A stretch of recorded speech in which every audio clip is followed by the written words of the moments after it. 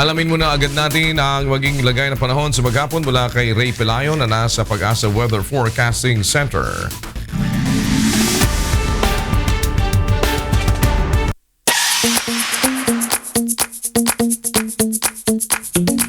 Nandyan na ba si Butchoy? Ray! Good morning po Kuya Daniel at sa ating mga kasambahay. Mamayang hapon pa ine-expect ng Pag-asa na papasok sa Philippine Area of Responsibility itong bagyo na papangalalang Butchoy.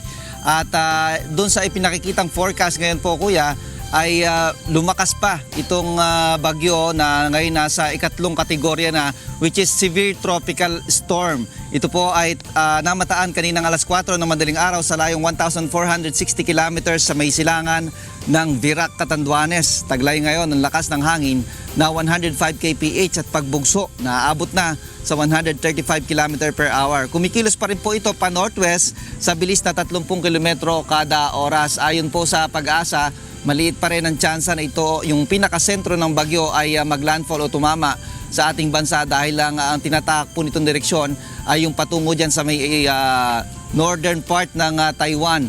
At ayon din sa Pag-asa, ngayon ay lumalakas na nga po itong southwest monsoon o habagat dahil hinihigop nitong bagyo na papalapit sa ating Philippine Area of Responsibility.